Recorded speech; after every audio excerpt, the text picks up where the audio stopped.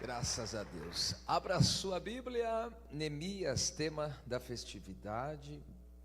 Enquanto vocês localizam, eu quero já deixar, como hoje é despedida daqui da nossa sede nos Estados Unidos, eu quero deixar minha palavra sempre de gratidão. Eu amo vocês, viu? De todo o meu coração. Tenho sido muito bem recebido por esta igreja amada. Todas as vezes que Deus tem permitido nós estarmos aqui, saiba que eu vim debaixo de uma revelação. Antes de vir para cá não sabia, e Deus tomou um profeta lá na nossa congregação e falou: você vai pegar o voo e vai naquela nação, e você vai entregar o meu mistério. Então eu estou muito em paz e muito convicto do que Deus tem feito através da sua palavra. E eu estou aqui como enviado de Deus verdadeiramente. Então eu agradeço a Deus, Deus abençoe vocês demais, de todo o meu coração. Eu agradeço toda esta amada igreja, porque sem exceção a gente chega, os irmãos, com um sorriso no rosto, nos abraça, nos recebe tão calorosamente. Isso é muito bom, obrigado, viu? Moisés, cadê o Moisés? Onde ele está, Vaz? Ô Vaz, rapaz, eu te amo, hein, meu? Você é uma benção, obrigado, viu? Você deixa o som bacana, gostei de você, viu? Quando eu vim da próxima vez, vou trazer um presente do Brasil lá, tá bom? Depois você me fala que você gosta, eu vou trazer para você. Esse chamego é só com sonoplasta, com os outros eu não vou fazer não. Vamos lá, gente querida. Neemias capítulo 6. Hoje está uma manhã muito maravilhosa de adoração. Eu vou seguir nesse caminho aí, viu? Vamos lá, Neemias capítulo 6, versículo... Nós vamos ler do 1 ao 3. Diz assim o texto: sucedeu mais que, ouvindo Sambalate, Tobias de Gesem, o arábio, e o resto dos nossos inimigos, que eu tinha edificado o muro, e que nele já não havia brecha alguma, ainda que até este tempo não tinha posto as portas nos portais. Sambalate e Gesem enviaram a dizer: vem e congreguemo-nos juntamente nas aldeias, no vale de Ono. Porém, intentavam fazer-me mal, e enviei-lhes mensageiros a dizer: estou fazendo uma grande obra, de modo que não poderei descer, porque cessaria esta obra enquanto eu a deixasse e fosse ter convosco? Obrigado, pode ocupar o assento.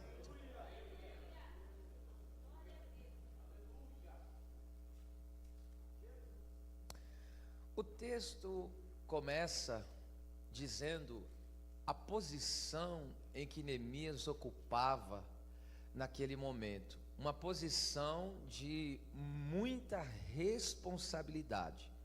Quando o texto diz que ele era copeiro do rei, isso implica dizer que ele era um homem de total confiança. Vocês sabem, naquela época poderia existir envenenamento através da bebida e da comida. Então, antes que o rei provasse do alimento, da comida, o copeiro tinha que assim fazer. Então era uma responsabilidade, uma posição que ele estava ali no reino muito grande. E o que me chama a atenção é que o texto diz: estando eu em Suzã, a fortaleza. Ele estava no palácio. Logo, Neemias estava se vestindo bem, Neemias estava comendo bem, Neemias estava morando bem, Neemias estava vivendo na maior regalia. Só que a notícia vem, e qual é a notícia? Os muros estão derrubados, estão queimadas as portas, e o povo está em grande miséria. Ele está bem, mas o povo não está bem. Se ele está bem e o povo não está bem, ninguém está bem. Então ele, ao saber do estado em que o seu povo vivia, agora ele sai da posição em que ele está, de conforto, para ir se envolver naquela grande obra. E se envolver naquela grande obra significa viver oposição, significa viver dificuldade, significa passar por alguns percalços. eu aprendo uma lição muito linda com Neemias, que aqui ele é um tipo de Cristo. Já no início deste livro ele é um tipo de Cristo. Por quê? Porque Cristo estava na sua aureolada e pomposa glória, e ele teve que descer para nos resgatar. Ele estava em uma posição muito confortável de Deus e Senhor, embora nunca deixou de ser, mas agora ele toma a forma humana para vir aqui na terra nos resgatar. Jesus viu a miséria em que nós estávamos vivendo e ele veio a nos resgatar. Jesus é o nosso consolador, o nosso Neemias, glória a Deus.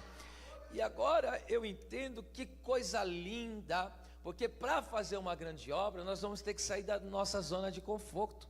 Como disse Paulo, muitas vezes para que outros vivam nós temos que morrer. Muitas vezes, para que outros tenham vida, nós temos que nos desgastar emocionalmente, fisicamente, enfim, nós temos que nos desgastar na presença de Deus. E nós aprendemos isso, esse princípio bíblico, em 2 Coríntios 8:9, que diz: você já ouvistes a graça de nosso Senhor Jesus Cristo, ao qual, olha, sabeis a graça do nosso Senhor Jesus Cristo, que sendo rico, olha lá a motivação, por amor a vós, por amor de vós se fez pobre. Então veja, ele sai da posição gloriosa e vem para a posição inferior por causa do amor. Essa é a motivação do Senhor, e por amor, para que pela pobreza dele, pela humilhação dele, pelo o descer dele, viéssemos nós a enriquecer. E esse princípio deve estar em nossa vida. Este é, na verdade, o caráter do Evangelho. Qual é o caráter do Evangelho? É servir e dar a vida. Esse é o caráter do Evangelho. Jesus não diz: eu não vim para ser servido, mas eu vim para servir. Existe uma bênção tão gloriosa em servir. Jesus foi o maior servo de todos. Não existe um maior servo do que Jesus. E servo, como eu digo, é uma posição muito alta. Eu friso isso. Servir não é uma posição para qualquer pessoa, não.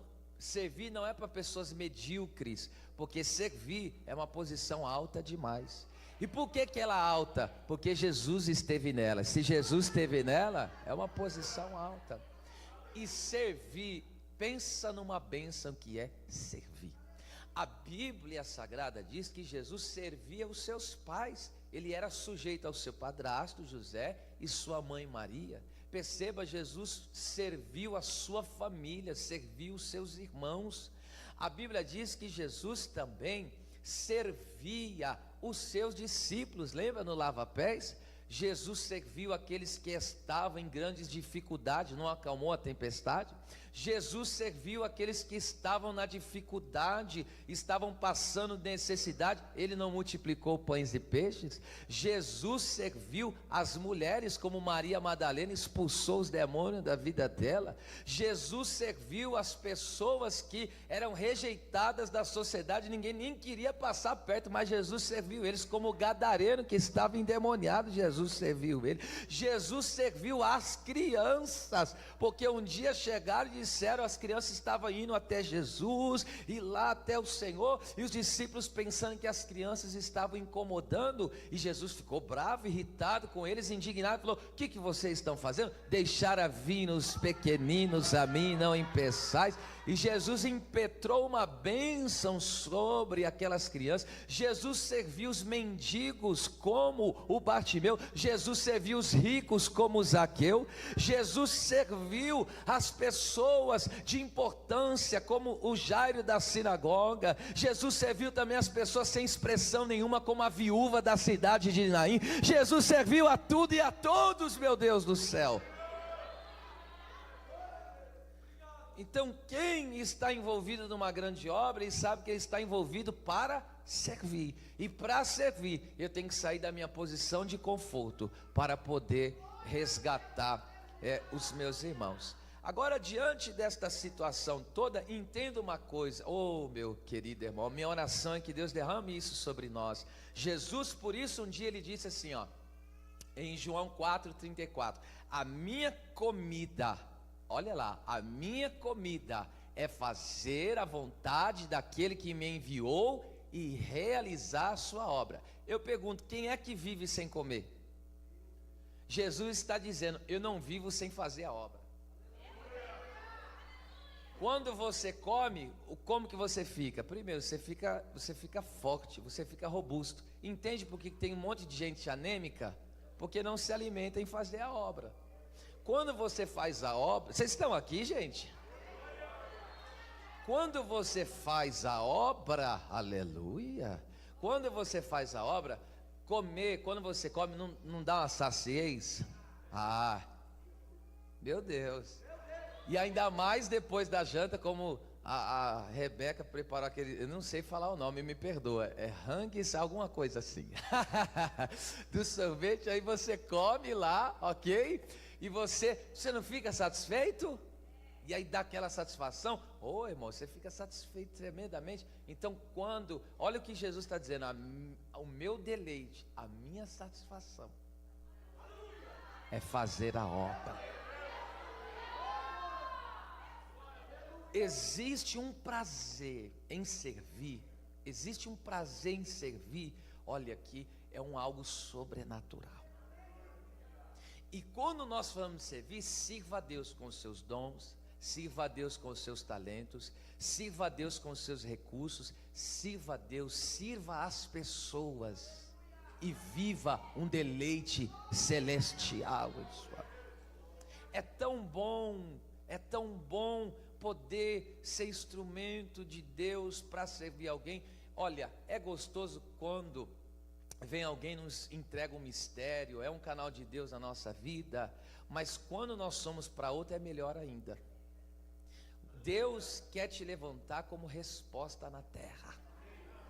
Em Atos capítulo 10, o texto diz que Cornélio estava orando, e ele orava, e dá a entender no texto, que ele orava pela salvação da família dele, pois o texto diz que o anjo chegou e falou, as tuas esmolas e as tuas orações estão em memória diante do Senhor. E nesse texto também diz que Pedro estava orando, ele foi orar perto do meio-dia, dá a entender que ele estava jejuando e foi entregar o jejum, e ali Cornélio está orando por uma resposta, e Pedro está orando para ser a resposta.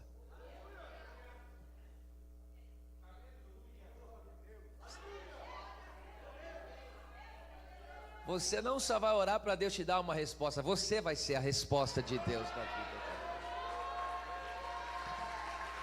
Aplaude e dá glória a Deus. Ser a resposta. E quando você ora, se você falar isso, Deus não brinca, tá? Em todas as áreas, é gostoso ser instrumento de Deus. Deus me deu uma experiência, não só espiritualmente, é gostoso sermos instrumento de Deus, tanto para consolar alguém, dar uma palavra para alguém, às vezes servir alguém com um recurso, isso é maravilhoso. Teve um dia que eu acordei de manhã e eu fui orar, e Deus tinha me abençoado com o mistério. Eu falei, Deus, eu quero compartilhar com alguém, me mostra alguém. Irmão, estava orando, Deus colocou alguém no meu coração, e aí mandei, não era nem da minha igreja, era lá de Osasco até, e aí Deus colocou no meu coração, falou, estava orando aqui, o Espírito Santo mandou te enviar esse mistério, manda o teu Pix aí. Quando eu mandei, a pessoa me mandou o chorinho, o emoji chorinho, porque ela falou, eu estava orando para Deus e pedindo, porque faltava para mim pagar a minha faculdade, eu não tinha um dinheiro, e você mandou o valor certinho. Aleluia, glória a Deus. Oh, glória seja dada ao nome do Senhor. Às vezes é assim no simples, às vezes a gente está assim, vem alguém, sempre que vier alguém na sua mente, ore por ele na hora. Deus está te chamando para orar por essa pessoa. Às vezes você está ali, Deus traz alguém, ore. Esses dias, meu Deus, estava ali, Deus trouxe alguém, na hora que eu mandei a oração, ele falou, essa oração veio no momento exato, Deus me trouxe uma resposta através de você agora. Nessa simples oração, você vai ser o instrumento da vez. Deus vai te usar no trabalho, na escola, Deus vai te usar. Agora veja, diante da situação que o povo está vivendo, esse trabalho da reedificação dos muros é muito, mas muito importante. Eu vou dar só 2 motivos. Primeiro motivo, porque se não tem portas, não tem proteção, aí eles ficam vulneráveis, o inimigo entra e sai a hora que quer. Então, tem templo restaurado, ok? O culto restabelecido, mas agora precisa tampar. Aleluia. Porque se não tampar a brecha, aí volta a estaca zero. Então, tapar as brechas é significativo e muito importante. Por isso que Deus falou para Ezequiel, olha o que é tampar a brecha. Deus falou assim para Ezequiel: eu busquei um, só um, hein? Busquei um que estivesse na brecha tapando o muro. E o que é estar na brecha? Naquela época, os homens, quando não conseguiam derrubar as muralhas e as portas, eles faziam um buraco pequeno. E aí o exército fazia um buraco pequeno e entrando um por um para tentar invadir. Então Deus está dizendo: quando meu povo está em oração, buscando a minha presença, eles se tornam como uma seca viva, onde não há espaço para o inimigo trabalhar. Aí, como a gente diz, né? Entra na brecha. O inimigo está perdendo todo o espaço, porque você entrou na brecha. Glória a Deus. Amém.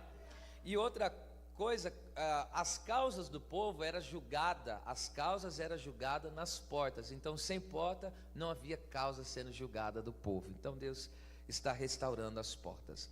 Vamos lá, agora o texto diz aí no capítulo 1 ainda, que quando ele fica sabendo da situação de miséria que o povo estava vivendo, sabe o que aconteceu? O texto diz que ele se assentou, chorou e lamentou-se por alguns dias. Veja, ele lamenta, ele chora, só que ele viu que não resolveu nada. E o que ele fez? Se levantou em jejum e em oração. Ficar se lamentando pelo que aconteceu não vai resolver nada. Vem para o jejum e vem para a oração. Deus está chamando a igreja. Quer estar envolvido em uma grande obra? Vem para o jejum e vem para a oração. Ficar reclamando disso, ficar questionando daquilo, ficar falando da pobreza espiritual, da situação difícil, da falta de recursos, não vai resolver nada. Vem para a oração, vem para o jejum. Aleluia, louvado seja o nome do Senhor. Oração e jejum ainda resolve. Louvado seja Deus. Nós temos muitos exemplos da palavra de Deus a respeito de oração. Quero falar um pouco disso, que esta é uma matéria que eu gosto, oração. A oração é tremenda. Desde os dias de Enos, a Bíblia diz, começou-se a invocar o nome do Senhor. Quando a casa e o povo de Abimeleque estava ferido e doente, o Senhor levantou Abraão e falou: o Abraão vai interceder por vocês, ele é profeta e vocês vão ser sarados. Quando a Rebeca não podia gerar, a Rebeca estava naquela situação, e o texto diz em Gênesis 25, 21, Isaac orou por ela instantemente, e o Senhor abriu a sua madre. Veja como na oração Deus resolve. Quando Jacó precisava de reconciliação com o irmão dele, quando precisava de reatar ali com o irmão dele, foi na oração. Deus transformou a vida dele, e não só transformou a vida, foi na frente e reconciliou ali com aquela família. Como é que Deus abriu a madre de Ana? Foi na oração. Como é que Deus levantou Moisés e libertou o povo de Israel? Foi na oração. Como é que Deus virou o cativeiro de Jó? E quando Jó orava pelos seus amigos, Deus virou o cativeiro e acrescentou em dobro tudo aquilo quanto ele possuía. Como é que Deus acrescentou os anos de vida do rei Ezequias? Foi através da oração. Como é que Jabes foi abençoado? E Jabes invocou o Deus de Israel, dizendo: que o Senhor me abençoe muitíssimo, amplie os meus termos, que a tua mão esteja comigo, e que do mal eu não seja aflito. E Deus concedeu a ele tudo o que ele havia pedido, porque quem pede recebe, quem busca encontra, e quem bate se abre. Porque a Bíblia diz: clama a mim, responder-te-ei, anunciar-te-ei coisas grandes e firmes que ainda não sabes. Quem ora, eu costumo dizer, não só fica orando. Você vai orando, Deus vai respondendo. Você vai orando, Deus vai abençoando. Você vai orando, Deus vai salvando. Você vai orando, Deus vai restaurando. Você vai orando, Deus vai enchendo. Você vai orando, Deus vai provendo. Você vai, oh meu Deus do céu! Abacana, Shedeg, Darasai, Abacanta, Labachanda. Que Deus levante um exército de oração nesta manhã.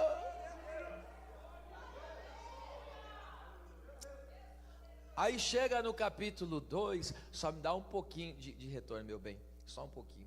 Aí o texto diz que no capítulo 2 agora, irmão, o texto diz: ele nunca esteve triste diante do rei, nunca. E agora veja que coisa tremenda, ele estava triste com a situação do povo, tá? Estava triste com a situação que o seu povo estava vivendo, só que ele continua servindo o rei. Quem disse que os problemas da vida nos impedem de servir? Ele estava com problema, só que ele continuava servindo. Ah, só vou bem na igreja o dia que eu estou bem. Para de graça. Ah, só vou fazer a obra o dia que eu estiver legal. Não, filho, estando bem, não estando, você vai fazer do mesmo jeito. E ali ele está fazendo e ele está servindo, só que o rei conhece ele. E aí o texto diz, e olha, que o semblante dele estava triste, e o rei pegou e falou assim, ó: isso não é outra coisa, senão tristeza de coração. De coração. O texto diz aí, capítulo 2, e versículo de número 2. Então o texto diz que o rei, olha só, não é isso senão tristeza de coração. Olha o que o rei está dizendo: eu te conheço, Neemias. Você está aqui fazendo a obra, mas eu sei o que você está passando. Você está aqui fazendo a obra, mas eu te conheço profundamente. Muitas vezes você está trabalhando e a circunstância está causando tristeza. Você não está triste com Deus, jamais, ninguém se entristece com Deus. A alegria da salvação ninguém te rouba, mas a circunstância está te deixando triste. A situação está te deixando abatido. Muitas vezes você está aqui nesse congresso expressando o teu louvor, tua adoração, mas o rei conhece como está. O rei conhece o que está te deixando aflito. O rei conhece o que está deixando o seu coração apertado. E aí o que me chama a atenção é que o texto diz assim, o rei diz assim, ó: e o rei me disse, que me pedes agora? 2, 3, o que me pedes agora? Quando ele diz o que me pedes agora, sabe que o texto está nos entendendo? Eu sempre te respondi. O que você quer agora?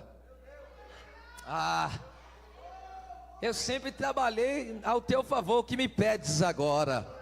Tá vendo só? Deus está falando, eu já te respondi, já te dei vitória, já trabalhei na sua vida. E hoje, o que você está pedindo? O que você está querendo? O que você está necessitando? E aí o que ele faz? Ele pede ao rei 2 cartas. Ele fala: me dá 2 cartas. Primeiro, para ele passar nas fronteiras, carta para ele passar nas fronteiras, e outra carta para ele ir até um homem pegar o material da construção. Olha só, Deus me dá autoridade e me dá o recurso que eu preciso para trabalhar. O que é autoridade? Ou todo que faz a obra de Deus, ele precisa de autoridade e poder. Autoridade vem de autorização. Por isso que Jesus falou: em meu nome. Você está autorizado. Autorizado e no nome. Então você tem a autoridade do nome. E o poder? O poder vem do Espírito Santo. E o poder fala de uma ação real e sobrenatural de Deus. Está vendo que Deus está abrindo os caminhos? A carta que o rei te deu abre caminhos. A carta que o rei te deu abre portas. Você não entendeu? Tem porta que nunca ia se abrir se não fosse a autoridade que... Olha lá.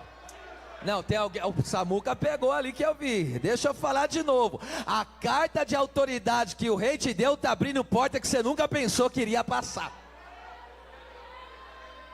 Aleluia. Posso profetizar aqui? Aleluia. Essa semana Deus vai abrir uma grande porta na vida. O rei está assinando uma carta, hein? Ó. Ó, isso aqui vai. Olha lá, eu estou falando sério. O rei está assinando uma carta. A porta. E o rei assina aquela carta. E agora Neemias, ele vai, e quando alguém tenta ali barrar ele, tá a carta na mão. Passa, você tem a autoridade do rei, passa. Aleluia. Então Deus, ele nos dá autoridade, nos dá os recursos que nós precisamos para fazer a sua obra. Bendito seja o nome do Senhor. Agora perceba, ele tem agora o chamado de Deus, ele se posiciona, ele tem a autoridade de Deus, o rei permite ele ir, e ele tem agora os recursos que ele precisa para fazer aquela obra. Aí chega no capítulo 3, ele e o povo estão trabalhando na reconstrução e estão levantando as portas. Todas as famílias ali estavam envolvidas e aquela reconstrução estava acontecendo. E uma aplicação bem breve: por que que eles estavam edificando a porta? Sabe por quê? Porque Jesus fez uma promessa: as portas do inferno não prevalecerão contra a igreja. Portas fala de dominação. O que o Senhor está dizendo? O inferno não vai dominar, o mal não vai dominar, o inimigo não vai dominar, porque eu sou teu Deus, eu sou teu Senhor. Uracandarabachanda candaraia, maior é o nosso Cristo.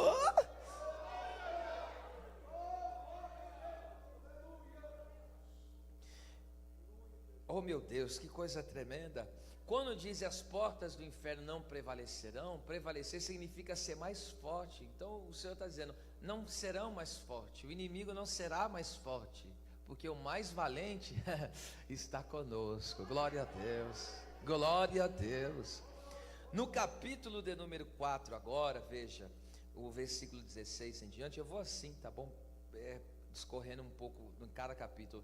O capítulo 4, versículo 16 ao 18, o texto vai nos mostrar que eles estão agora sendo ali paramentados para aquela guerra. Eles estavam trabalhando. O texto diz no 4:6 que o coração do povo se inclinava a trabalhar, e por isso que os muros estavam sendo edificados. Então, quando o nosso coração está na obra, a obra é feita. Coloque o coração na obra de Deus, porque quando o nosso coração está entregue no altar, pode ter certeza que a obra vai ser concluída, a obra vai ser feita. Já posso adiantar um negócio aqui? O texto diz que o coração do povo se inclinava e o muro estava na metade, mas quando o coração não vai ficar na metade, a obra vai ser concluída e o nome de Deus vai ser glorificado, ok?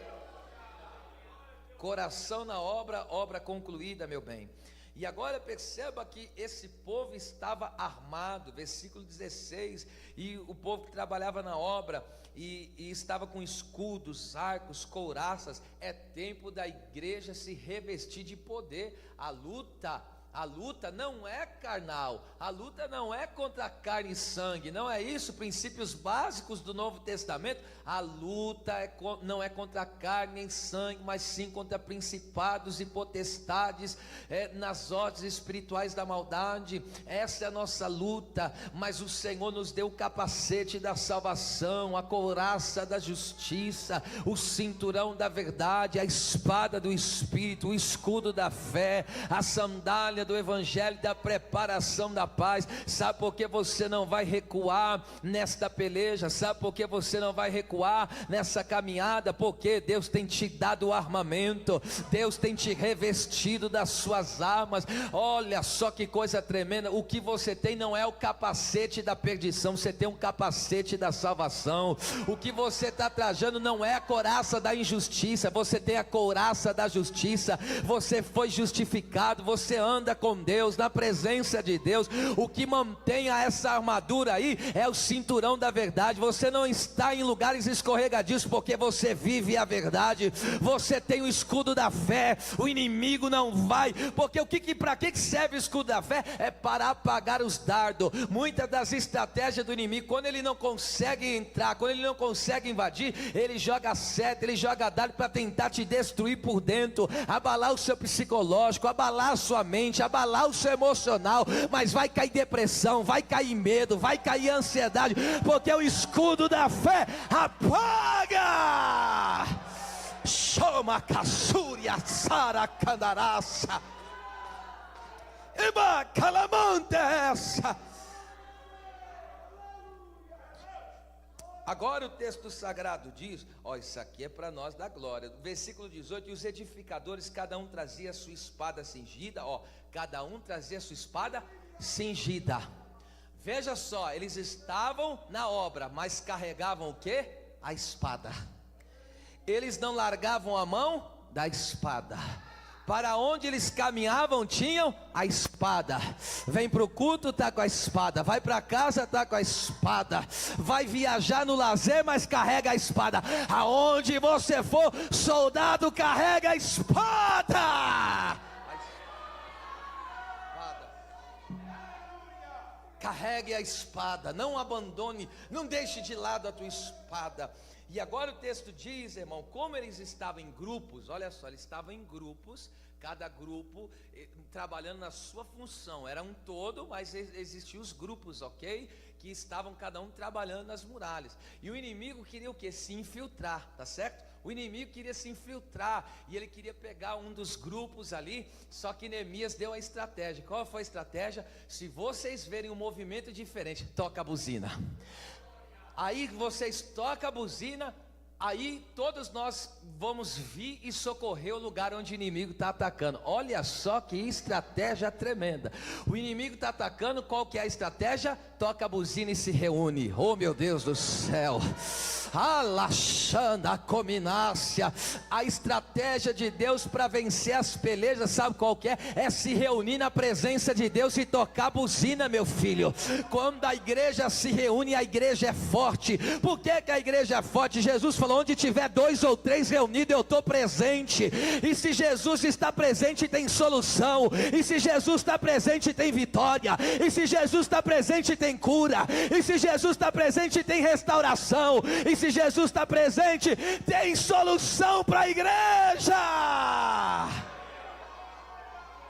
Oh meu Deus, não se isola. Se você se isolar, o inimigo vai te atacar e você vai ser uma presa fácil, vulnerável. A igreja é forte quando está assim, todo. É gostoso ou não é? A gente está nessa unidade maravilhosa, congregando, cultuando. Ou não perca essa essência não, da vida cristã, de adorar a Deus, de se alegrar, aleluia. Porque enquanto o inimigo está atacando, a igreja se reúne, toca o chofar, toca a buzina e glorifica ao Deus do céu. Deus vem em socorro do seu povo que clama a Ele. A estratégia de Deus é essa. Ele está atacando, vem para a minha presença. Ele está atacando, clama o meu nome. Ele está vindo com tudo, grita pela minha presença. Qual foi, ó, não, isso é coisa séria, não é coisa de pregador. Olha só, quando tinha uma muralha descomunal, ou seja, fora do comum, para enfrentar, qual foi a estratégia de Deus? Grita. Quando o povo bradou, Deus entendeu, eles estão me chamando. Quando seu filho está com fome, o que ele faz? Chora. Por quê? É a maneira de o pai e a mãe entender que ele está com necessidade. Por isso que Jesus falou, vocês têm que ser que nem uma criança. Aleluia. Aleluia. Glória a Deus, glória a Deus. Deus deu essa estratégia tremenda, sabe como? Para Gideão. O Senhor falou, vocês vão para a guerra, mas tem 32 mil e só tem 300 homens. Mas Deus é Deus de estratégia. Como que vai ser esse negócio? O Senhor falou, pega o cântaro, quebra ele, pega a tocha e deixa acesa e toca o chofar. Enquanto vocês quebram o cântaro, acende a tocha e toca o chofar, toca a buzina, o inimigo vai ficar confundido. O inimigo vai ficar atordoado, porque enquanto a igreja glorifica ao Deus do céu, é Ele que peleja pela sua igreja. Toque essa buzina, pede socorro, pede socorro.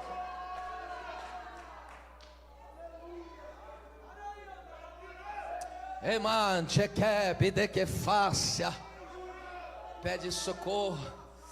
Cultuar a Deus não é só um mover de adoração. Cultuar a Deus é Deus vindo em socorro do seu povo. Nós somos privilegiados, Deus nos dá o privilégio de cultuar a Ele, mas enquanto a igreja está reunida e clamando o seu nome, Ele vem em socorro da sua igreja.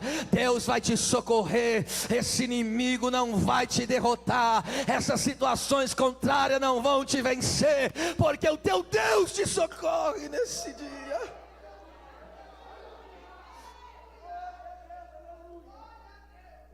aqui agora é sério, eu sei que o Glória vai diminuir, mas eu estou seguindo o texto. No capítulo de número 5 agora, perceba. No capítulo 1, o inimigo deixou Jerusalém a raso. No capítulo 2, eles se reúnem e dizem que eles não vão conseguir fazer nada. No capítulo 4, eles querem se infiltrar no meio do povo. Você vê que todo capítulo o inimigo está se levantando.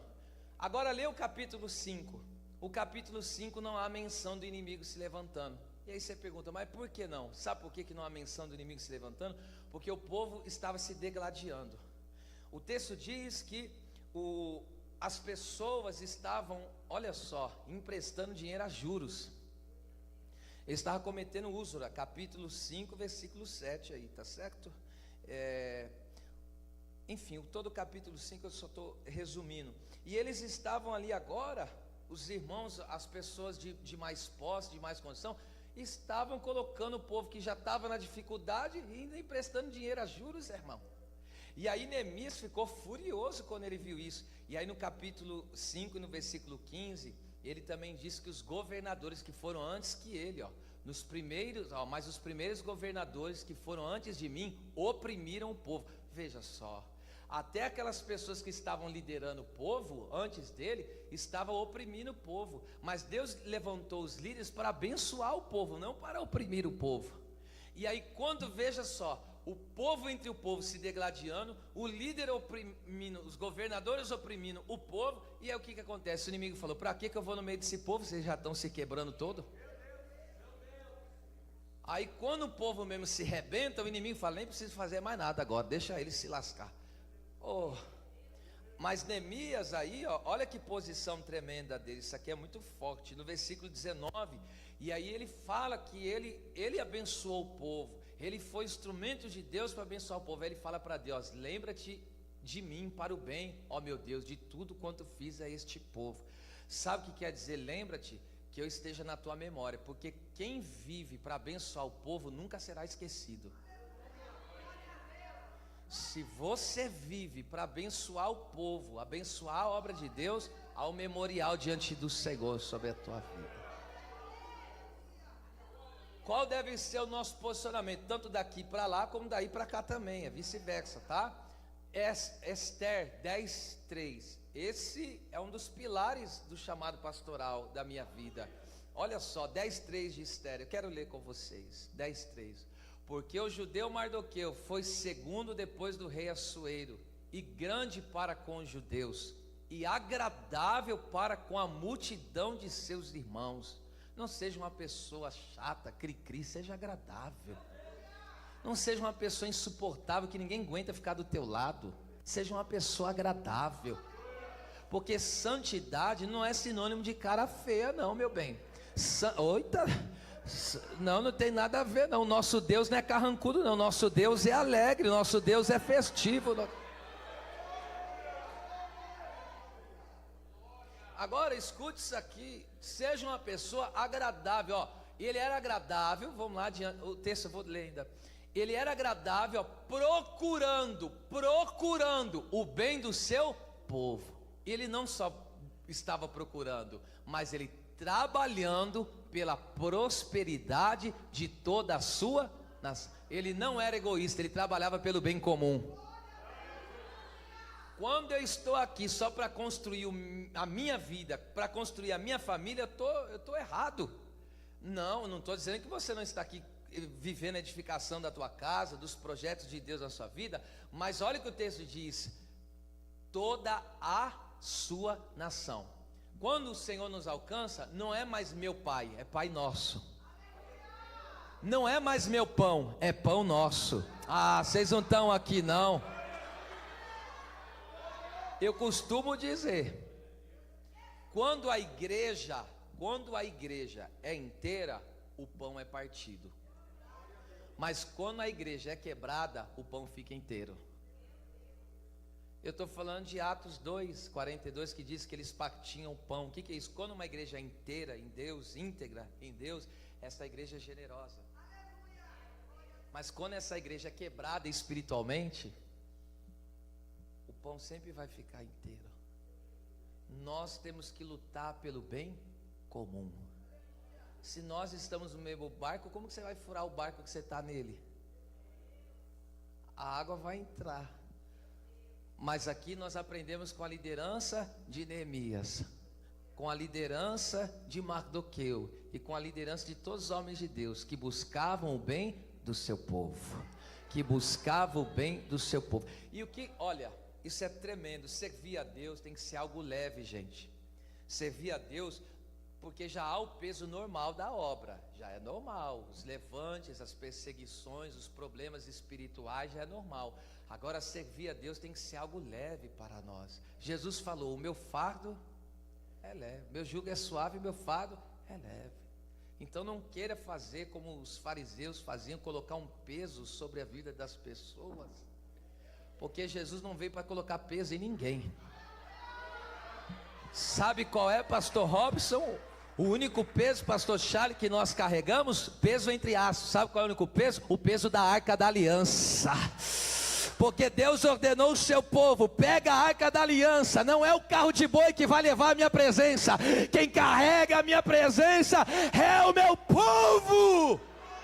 Cadê os carregadores de presença aqui? Abra a tua boquinha e dê glória ao nome de Jesus.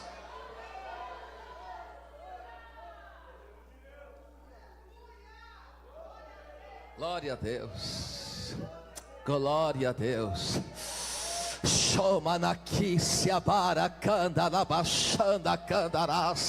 Levante uma das mãos para o céu. Vou te dar aqueles 30. É a primeira vez em que eu estou pedindo. Levanta a mão com vontade e adore a Deus. Ô carregador de presença, esse é o peso que você carrega. É o peso da responsabilidade de carregar a presença. Sheba kadara kadara séria, biribi achanda calassúria. Eita Deus, eita Jesus. No capítulo 6, as brechas estão fechadas. E qual é a raiva do inimigo? Você vê, os inimigos ficaram endemoniados. Eles ficaram enfurecidos, porque o texto diz: já não havia mais brecha alguma. Por que eles estão enfurecidos? Porque agora eles não têm espaço. Se a brecha está fechada, cadê o espaço? Por isso que a Bíblia diz: não deis lugar para o diabo. O que é lugar? É espaço. Ele só trabalha onde tem espaço. E se não houver espaço para ele?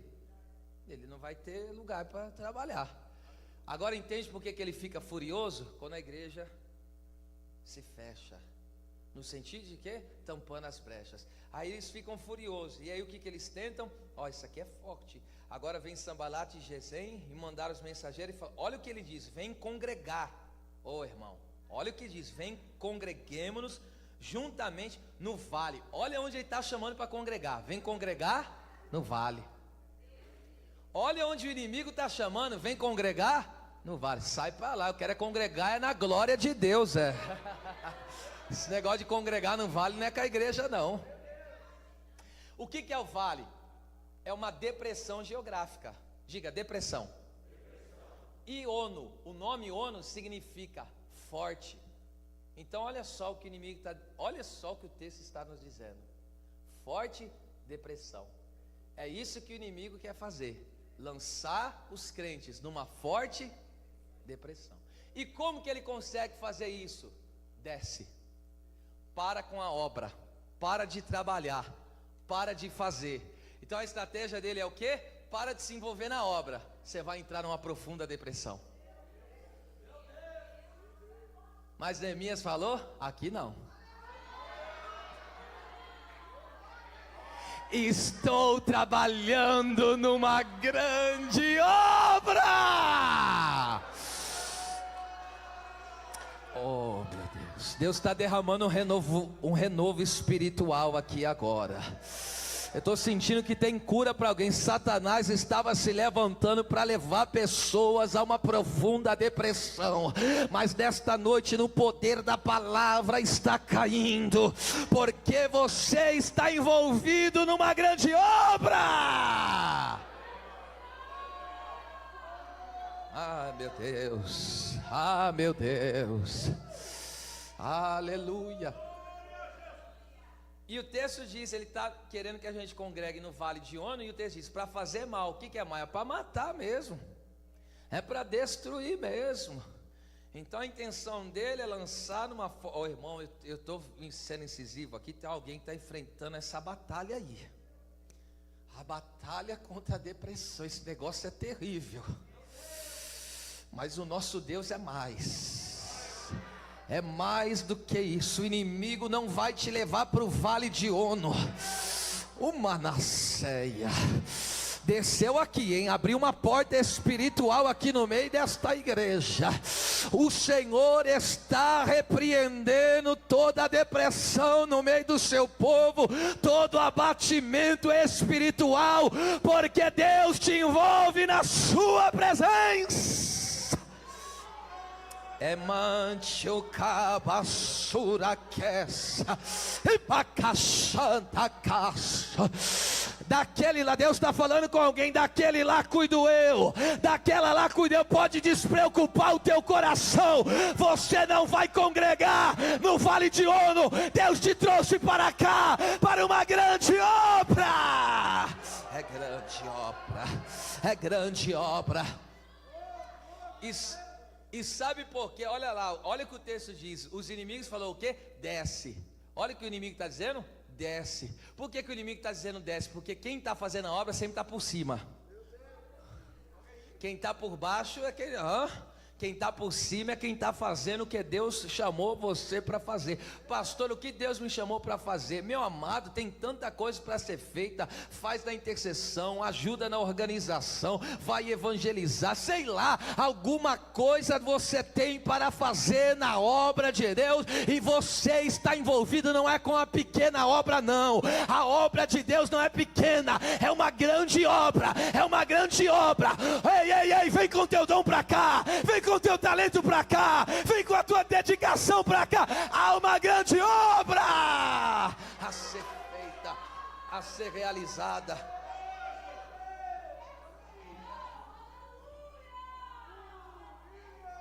Ema Sheder Gevas Eramande Kalavashanderas.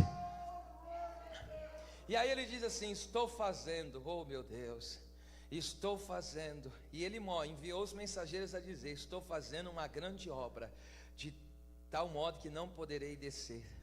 Sabe o que eu lembro aqui? De Jesus. Mateus 27, 40 ao 42. O que os inimigos... Jesus estava fazendo uma grande obra. Aleluia. A obra da salvação. E aí os inimigos diziam o que para Jesus? Desce. E aí Jesus, no ápice da dor,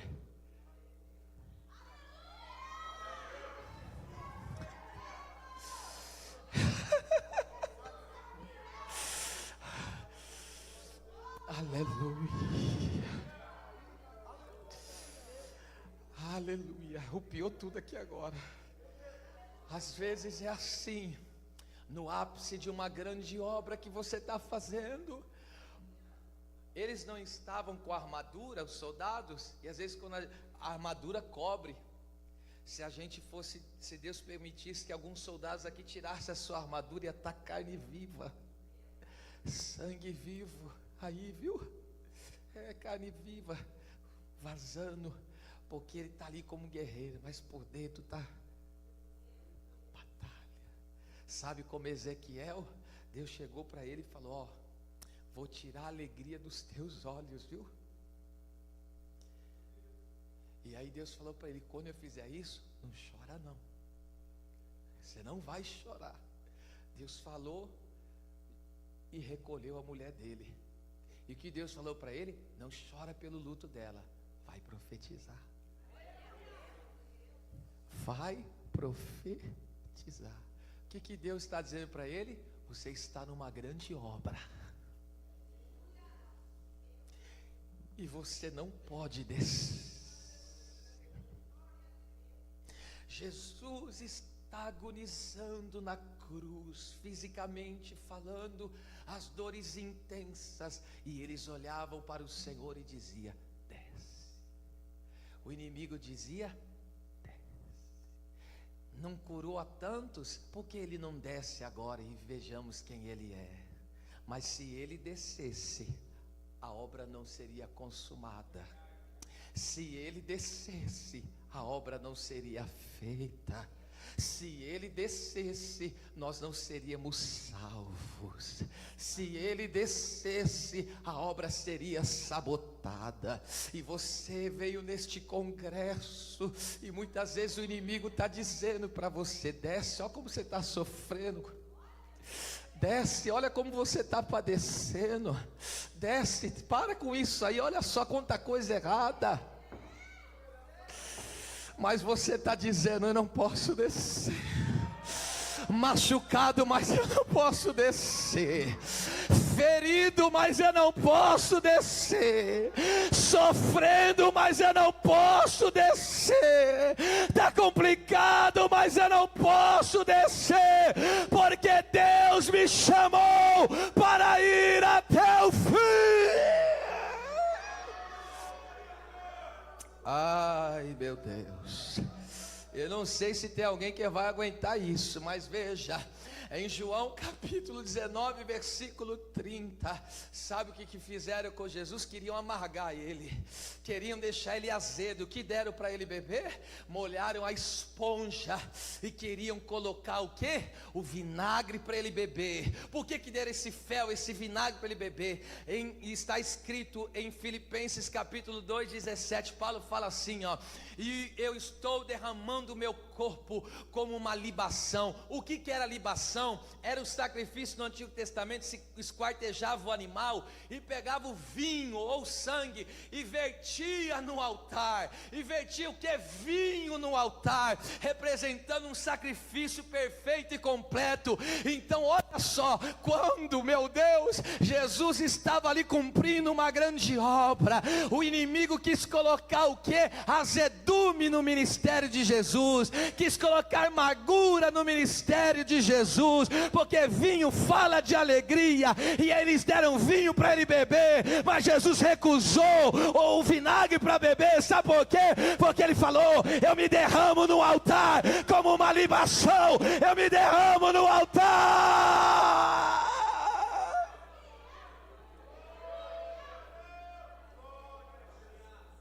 Muitas vezes essa estratégia do adversário vem, mas vem amargurado, vem, mas vem emburrado, vem, mas vem com má vontade, quer azedar o teu sacrifício, quer azedar a obra que você está fazendo, mas você vai cumprir a sua obra. A obra de Deus, a obra que Deus te deu para você fazer, você vai cumprir com alegria. Oh meu Deus, você vai cumprir com alegria. Sabe por quê? Oh meu Deus do céu, estou sentindo uma graça aqui. Em Atos capítulo de número 20, olha só o que o apóstolo Paulo disse. Se tu entenderes, tu vai dar glória. 20 e 24, põe para mim, meu bem, todo versículo. Mas em nada tenho a minha vida por preciosa, conquanto que cumpra com alegria, que cumpra com alegria. Você não vai fazer a obra simplesmente, mas vai fazer com alegria. Você não vai fazer uma grande obra simplesmente, mas vai fazer com alegria. Hoje o Senhor está aqui dizendo: o inimigo não vai azedar o teu sacrifício para Deus.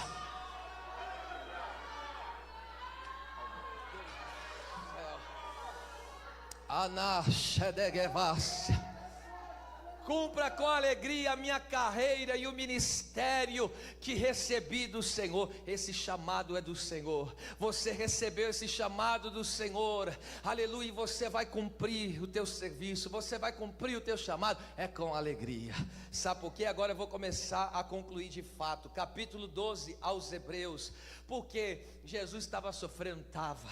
Jesus estava passando uma luta tremenda? Estava. Mas olha só o posicionamento dele. Hebreus 12, versículo de número 2. Por que que o Senhor estava alegre, sofrendo, é verdade, fisicamente, mas a sua alma estava se regozijando do seu trabalho? Sabe por quê? Olha lá, olha o que o texto diz: olhando, esse é o segredo de cumprir o chamado, olhando para Jesus. Veja, olhando para Jesus. Vê se tem algum homem ali, olhando para Jesus. O segredo de cumprir o ministério com alegria é olhar para o homem perfeito, é olhar para o Senhor perfeito, olhando para Jesus, olhando para Jesus, olhando para Jesus.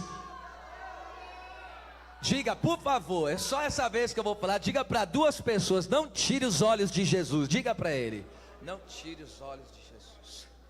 Amanai, que mande couvassúria, lavai de arrebre, que nefácia canto, lavai a sérgia. Olhando para Jesus, sabe o que significa olhando? É fixar os olhos, tirar o olhar de todas as coisas e fixar somente nele. E é o que o Senhor está dizendo, ó, olhando para Jesus. Olha o que diz: autor e consumador da fé. Aqui que está, ó, pelo gozo, gozo é alegria, é a alegria transbordante, ó, pelo gozo que lhe estava proposto. O que é proposto? Reservado, preparado. Então veja, estou sofrendo, mas tem um gozo. Está difícil, mas tem um gozo. Está doendo, mas tem um gozo. Então veja, o que me motiva a continuar trabalhando se é tão doloroso trabalhar? Há um gozo. Esse aqui, ó, quando o texto diz, ó, isso aqui é muito forte, um gozo que lhe estava proposto, isso significa trocar por algo. Esse proposto significa você troca por algo. Então ele está dizendo: esse sofrimento que eu estou tendo, eu vou trocar pelo gozo.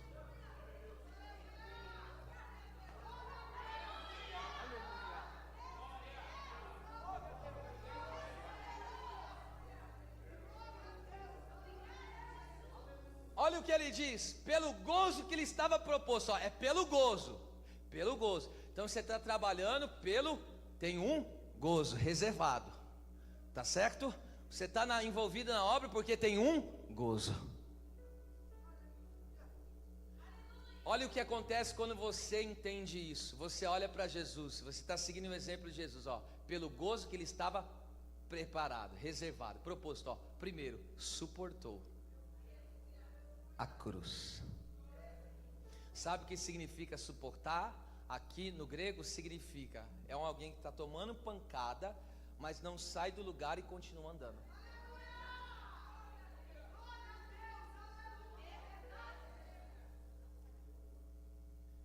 Deixa eu dizer outro jeito: 39 chibatada, coroa de espinho na cabeça, mas ele fazia o quê? Suportou.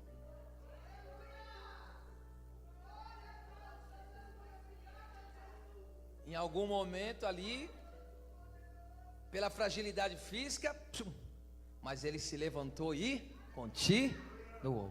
E por que ele continuou? Pelo gozo. Por que ele suportou tudo que suportou? Por causa do gozo, da alegria. Agora vamos lá, isso aqui é violento demais. Ele, pelo gozo que ele estava preparado, suportou a cruz. Olha, isso aqui é lindo demais. Desprezando a afronta. Sabe o que é desprezar? Afronta aqui é vergonha. É vergonha. Imagine Jesus santo. Nunca houve um pensamento errado, um olhar contrário. Agora ele está despido. Alguns estudiosos, porque mostra aí nos filmes que ele estava como se fosse uma espécie de uma tanga, né? Mas alguns estudiosos chegam a dizer que Jesus estava nu 100%, tá? E agora imagine um homem santo. Agora, cuspidas, bofetadas na face, corpo retalhado, rasgado, e ainda o povo zombando. Quem é que te deu esse golpe? Quem é que te deu esse murro? E zombando. Só que quando ele estava vivendo todo aquele escárnio, todo aquele sofrimento, o que ele fez? Desprezou. O que é desprezar? Não dar valor, tê-lo como insignificante, não dar atenção. Você não está entendendo, mas essas lutas que você tem enfrentado só está querendo chamar a tua atenção. Então o que você faz pelo gozo? É mais ou menos assim, você está aí, nem dou bola para você. Você está me fazendo sofrer, mas nem te ligo. Eu te desprezo. E por que eu te desprezo? Porque vai ter ressurreição. Por que eu te desprezo? Porque eu vou subir nos ares. Por que eu te desprezo? Porque eu vou chegar diante do meu Senhor. Por que eu te desprezo? Porque Ele vai dizer: benditos, bem-vindo, benditos de meu Pai, e possuir por herança.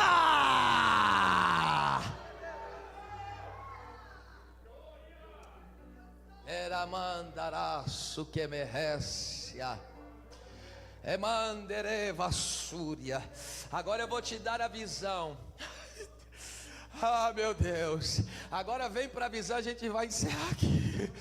Agora imagina, ele todo arrebentado, ele todo moído, como disse Isaías, mas suportando e desprezando toda afronta, toda humilhação, todo sofrimento, toda acusação, e ele desprezando, porque ele sabe o que o Pai tem preparado, ele sabe o que o Pai tem reservado. Passa a sexta-feira, passa o sábado, mas o domingo de manhã chega, a morte não pode detê-lo. Aí sabe o que acontece? Chega no 40º dia.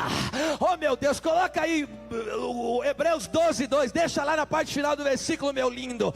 Olha lá, o que estava preparado para ele estava ao lado do Pai. Veja só a parte aí do B do versículo: pelo gozo que ele estava preparando, ele desprezou a afronta, suportou a cruz, desprezou a afronta, porque tinha um lugar para ele sentar. Ele ia estar à destra do Pai, ele ia estar na presença do Pai. E agora está em Atos capítulo de número 1. A Bíblia diz que os anjos desceram, e Jesus começou a subir,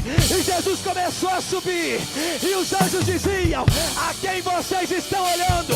Esse Jesus que vocês estão vendo subir é o mesmo Jesus que vocês estão vendo descer. Aí Jesus está subindo e os anjos escoltando ele. Aí o Salmo 24 diz: ó portais, levantai, ó portais eternos, levantai as vossas cabeças, porque entrará o Rei da Glória.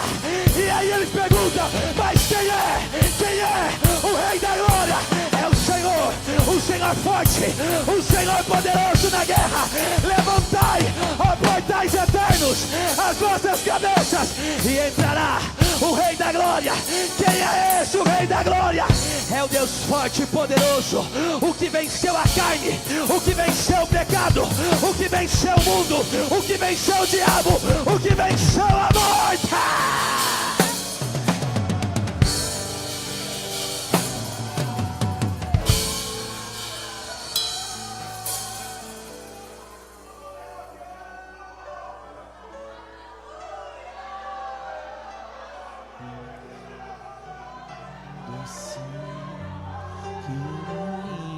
Assim, os olhos. Agora imagina, quando ele chega, Apocalipse capítulo 5, quando ele chega, os anjos recebem com um cântico novo, e ele se assenta no trono do Pai, junto ao Pai, e diz: digno é o Cordeiro que foi morto e reviveu, de receber a honra, a glória, ações de graça, sabedoria e poder. Cadê a dor? Cadê o sofrimento? Cadê o padecimento? Foi tudo apagado. Então eu quero dizer: vale a pena fazer a obra, vale a pena fazer a obra, vale a pena fazer a obra. Tem um gozo preparado, tem um gozo preparado.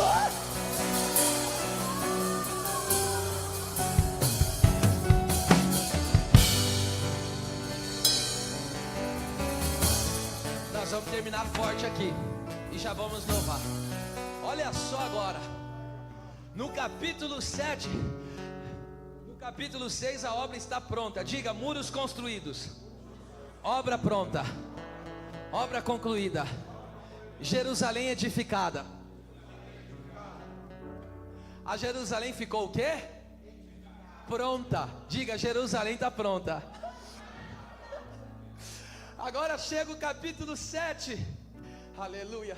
Lembra daqueles opositores que tentaram de tudo parar aquela construção? Agora Neemias pega e diz: a Jerusalém está pronta. Aí no capítulo de número 7, no versículo 5 em diante, Neemias diz assim: agora tem um negócio, porque a Jerusalém está pronta, está linda, está reedificada. Agora não é qualquer pessoa que pode morar em Jerusalém. Só pode morar em Jerusalém quem tem o nome escrito no livro. Só pode entrar na Jerusalém. Ah, vocês não estão aqui não. Eu vou ler para você. Capítulo 7, versículo 5. Veja aí com seus próprios olhos. E agora versículo 5: então o meu Deus me pôs no coração que ajuntasse os nobres e os magistrados e o povo para registrar genealogias. E achei o livro dos que subiram primeiro, e achei escrito nele: e estes são os filhos da província que subiram do cativeiro, os transportados, que transportaram Nabucodonosor, rei da Babilônia, e voltaram para Jerusalém. Os quais vieram com Zorobabel, Jesus, ao nome deles, Neemias, Azarias, Ramaías, Naamani, Mardoqueu, Bissam, Misperete, Bigvai, e assim vai. O que eu quero dizer para você? Trabalhe o que você tem para trabalhar agora. Faz o que você tem para fazer agora, porque uma hora o trabalho acaba, e aí só vai entrar na cidade quem tem o nome escrito no livro da vida.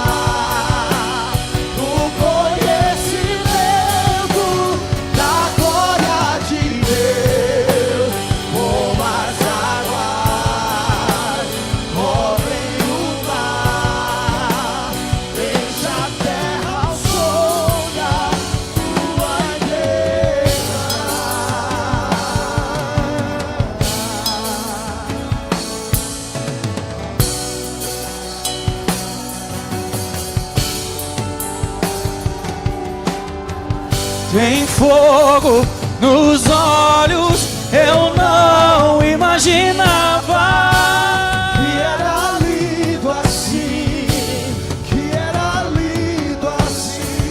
meu noivo esperado. Eu abro a minha casa, pode morar aqui, pode morar aqui. Tem fogo nos olhos, eu não imaginava que era lindo assim, meu noivo esperado. Eu abro a minha casa, pode morar aqui, pode morar aqui. Maranata, hora vem, Maranata, hora vem. Rasga os céus e desce, Maranata, hora vem, Maranata, hora vem, Maranata, hora vem. Rasga os céus e desce, hora vem, Maranata, hora vem, Maranata, hora vem. Rasga o céu e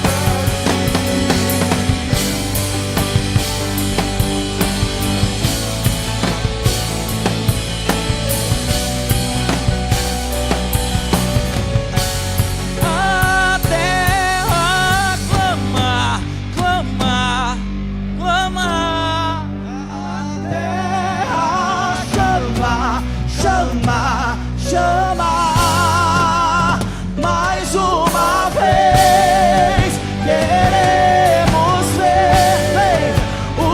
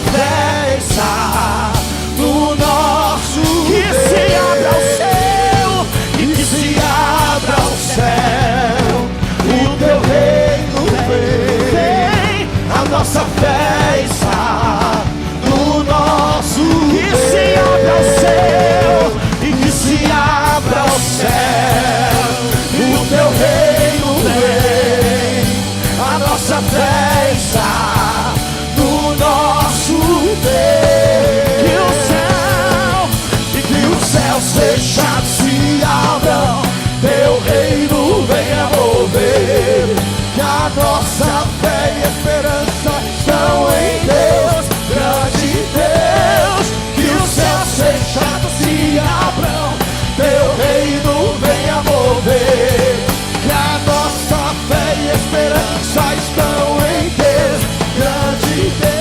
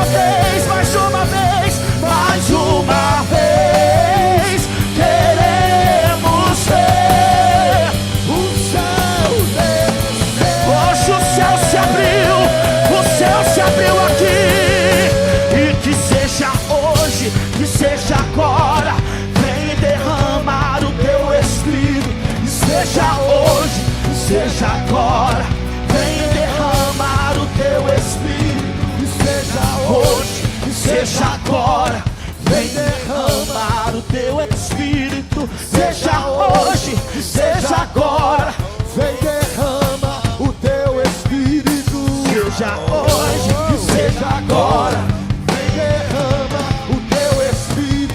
Que seja hoje, que seja agora, vem derramar o teu Espírito. Vem como labareda de fogo, vem como labareda de fogo, e pousa sobre cada um de nós, e pousa sobre cada um de nós.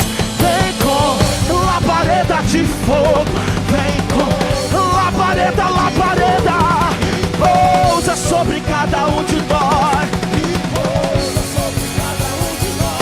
vem como labareda de fogo, vem como labareda de fogo, e pousa sobre cada um de nós, e pousa.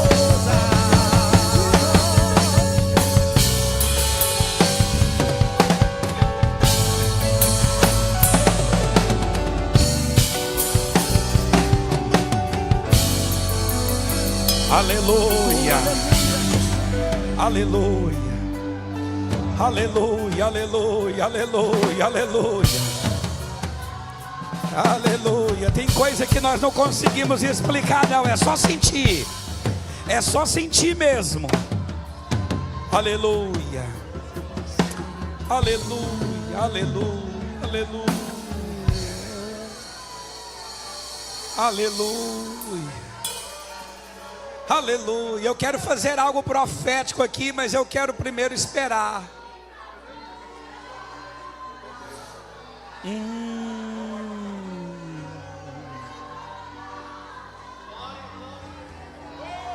Vem me incendiar.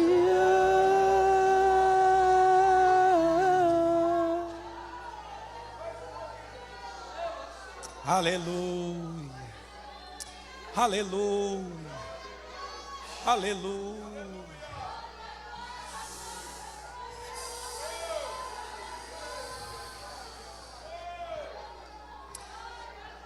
Meus irmãos, olhem todos para mim. Projete para mim, por gentileza, Gálatas capítulo 6, versículo 17. Eu quero fazer algo profético aqui nesse culto. Gálatas capítulo 6, versículo 17. Olhe todos para mim. Nós não podemos esquecer do que nós estamos recebendo aqui, porque aqui nós estamos cheios, um ajuda o outro, mas a luta mesmo é lá. Vai chegar um dia que nós vamos ler o que está escrito aqui: desde agora ninguém me inquiete, porque eu trago no meu corpo as marcas de Cristo. Ninguém leva marca de braços cruzados, ninguém leva marcas no conforto, olhando todo mundo fazer e não faz nada. Eu queria que os pastores descessem aqui.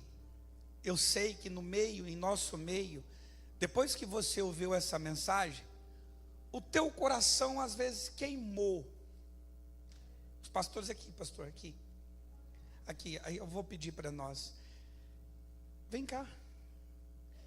Tem alguém no nosso meio, aqui, que tem um desejo de fazer a obra, mas em algum momento a situação te impede. Que situação é essa?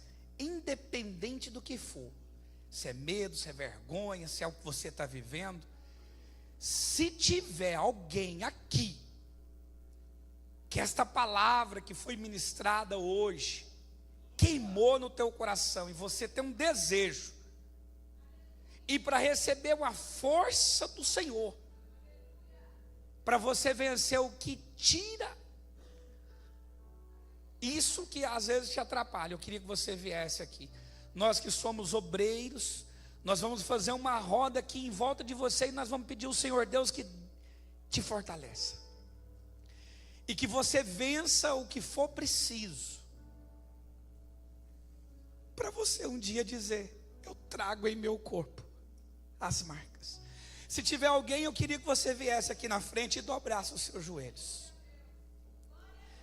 Talvez você ainda não faz a obra, talvez você não faz do jeito que você queria fazer. Vem, é um culto profético. Pode dobrar os seus joelhos aqui, isso. Quando eles estiverem todos aqui, eu queria que nós fizéssemos uma roda em volta deles. Tem mulher, porque é o seguinte: Hoje nós estamos aqui, pastor Mário, em um número. Mas você já imaginou se esse número de obreiros que estão aqui dobrar? E nós descruzar os braços e avançar? Quem ganha com isso, pastor Vitor? O reino ganha com isso. Você já imaginou, presbítero Mateus, de todas as ligações que você teve, dos momentos que você convidou alguém e as pessoas de braço cruzado vendo você colocando o texto, e só olhando e não fazendo nada? É alguma coisa que impede. O mundo espiritual é real. O mundo espiritual é real. Porque você já imaginou se tivesse mais 2 ou 3 segurando no braço dele, evangelizando, fazendo, ganhando? Você já imaginou que quando levanta uma obra, agora nós vamos entrar em jejum, vamos, então vamos. O mundo espiritual é real. Tem jovens com sede de fazer, tem senhores com sede de fazer, mas alguma coisa impede. Porque até eu tomar uma decisão de ir, me colocaram no meio de uma situação que eu não tinha jeito mais de olhar para trás. Eu falei, e agora? Agora é só para frente. Eu até queria, mas uma força me empurrava. Eu falava, meu Deus, eu não quero, mas uma mão me empurrava. Você vai, mesmo sem querer. Tem mais alguém? Se o teu coração queima no desejo, você vai receber de Deus. Não foi à toa que Deus gerou no coração do presbítero Mateus esse tema. Eu estou em uma grande obra a qual eu não posso parar. Olha para vocês verem quantas pessoas. Imagina cada uma dessas aqui evangelizando, mandando irmãos fazendo a obra, lutando pela causa de Cristo. Não é só participar dos cultos, mas é segurar, é lutar na guerra da oração, do jejum. Levanta as suas mãos direita agora, vocês que estão aqui. Nós vamos fazer uma volta, uma roda em volta deles. Vem as missionárias também, nós vamos fazer, todos os obreiros. Nós queremos fazer uma roda em volta deles. E essa, na verdade, o que nós vamos fazer aqui é algo profético. Porque nós vamos pedir ao Senhor Deus que envolva eles com a bola de fogo. Uma bola de fogo que é a presença do Todo-Poderoso. E nenhum dardo inflamado do maligno prevalecerá. Vai ser mais forte do que esta bola de fogo. Que esta bola de fogo que vai te envolvendo, que vai te capacitando, que vai te colocando de pé. Em nome de Jesus. Você que tem um desejo de fazer a obra, ainda há tempo. Porque você vai receber algo profético aqui hoje. Você vai ver essas pessoas que estão de joelho amanhã trabalhando. Mas como? Ela é ela.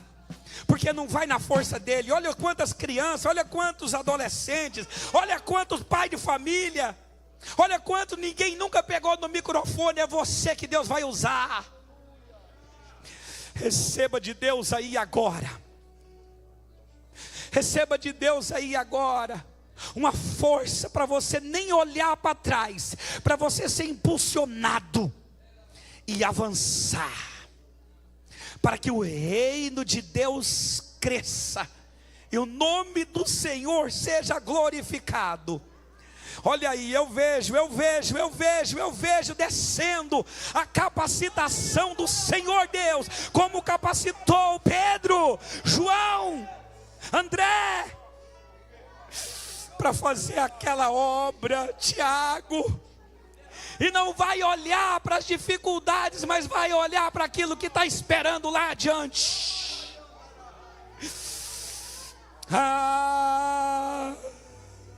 Receba. Eu queria que cada um agora colocasse as mãos. Impõe as mãos sobre alguém, coloque as mãos. Todo você que é um obreiro, coloque a mão e profetize e fala: você vai, você vai. Servo de todos os irmãos, que ele cresça. Vocês são obreiros? E eu diminua. Vem, quem é obreiro, vem. E ele apareça. Pode colocar as mãos, vocês são obreiros. Eu Põe. me constranja com a sua glória. Isso é profético. E todo o seu amor, infinita humildade, servo de todos os irmãos, que ele cresça e eu diminua, e ele apareça. Eu me constranja com a sua glória e todo o seu amor, infinita humildade, servo de todos os irmãos, que ele cresça e eu diminua, que ele apareça. Eu me constranja com a sua glória e todo o seu amor, infinita humildade, servo de todos os irmãos. Abadagaia sovedegai. Oh, é uma capacitação que não vem de homem. É um desejo que não vem de homem. Nem mais um passo darei, nada farei sem ti. Toca-me, toca-me. Nem mais um passo darei, nada farei sem ti. Toca-me, toca-me. Nem mais um passo darei, nada farei sem ti.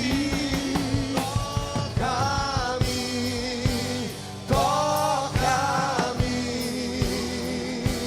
Nem mais um passo darei, nada farei sem ti.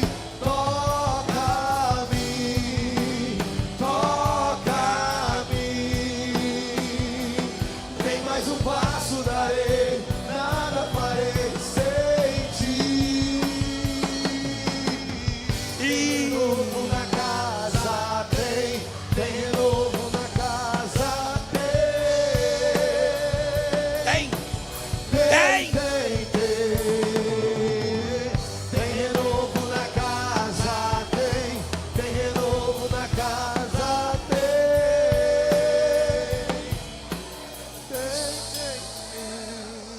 Que coisa linda, ó.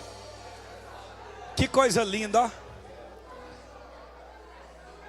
Enquanto o mundo está chamando para ir beber cachaça, a igreja está dizendo: vamos sofrer pela causa.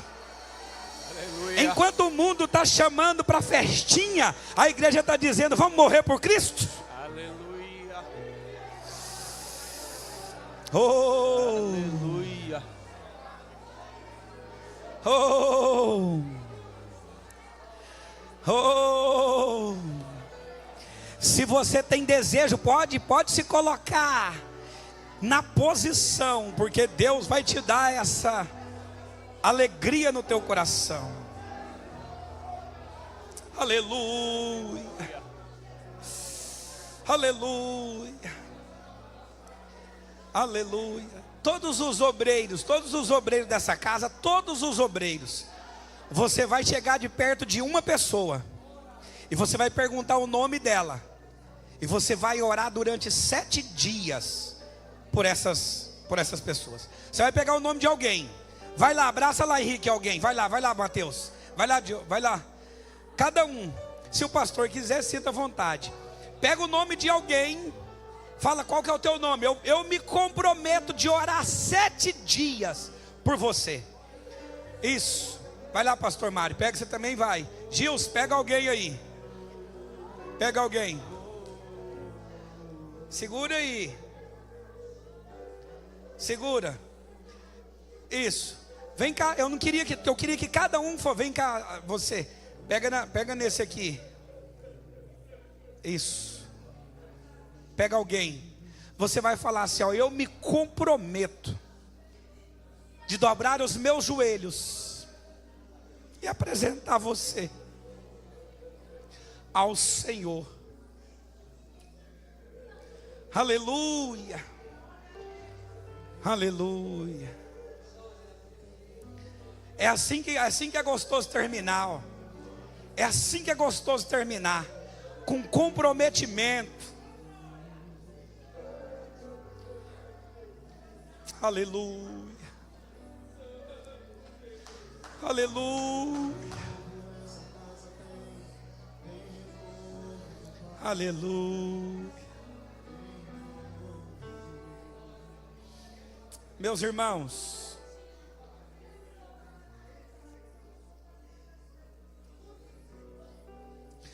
mais do que você orar para alguém se ingressar em uma faculdade, a melhor faculdade que existe na América é você se ingressar na obra, porque na obra tem recompensa eterna. Amém? Pode voltar para o teu lugar. São exatamente 1h05. Aleluia. Aleluia. Aleluia. Deus está agindo em nosso meio. Somos um grupo pequeno, mas um grupo frutífero. Esta obra vai frutificar e muito. Aleluia. Aleluia. Volte para o teu lugar que nós vamos encerrar. Quero agradecer a Deus, a cada um de vocês, varões, cada um dos dirigentes de congregação que veio, ao presbítero Mateus, em nome de Jesus. Nós vamos encerrar esse culto, mas antes eu quero dizer, tem um almoço preparado com muito carinho. O arroz, o feijão, a salada, ali ó, arroz, macarronese, purê de batata. Se você vai poder, agora a carne vai ser servida, né? Para poder não... É isso mesmo que é o recado?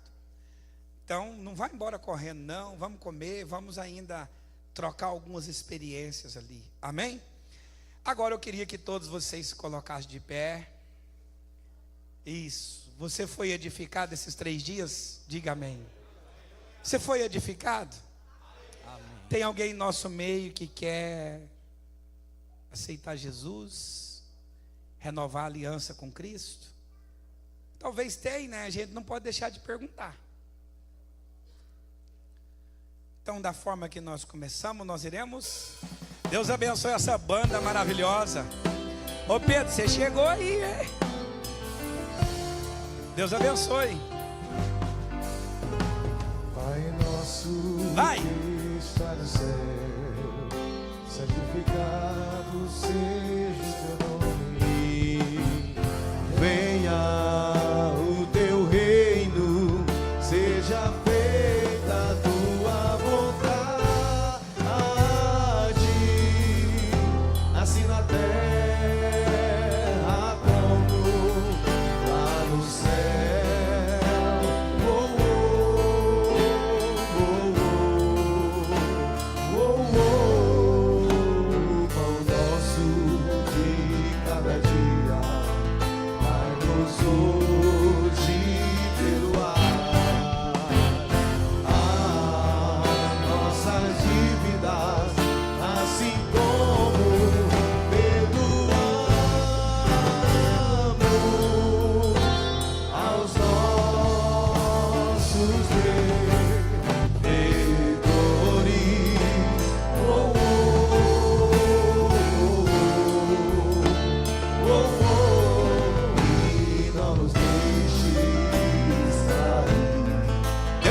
abençoe, pastor Vitor. Muito obrigado.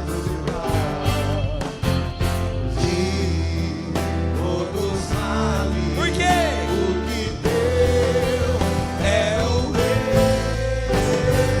O poder e a glória para sempre, amém. Você com a sua mão direita bem alta. Bem alta a mão direita. Que a graça do nosso Senhor Jesus Cristo, o amor de Deus o Pai e as doces consolações do poderoso Espírito Santo esteja conosco hoje, amanhã e aquele que crê, digam. Dê um abraço apertado no seu irmão e fala: meu irmão, pode contar comigo. Eu te amo em Cristo.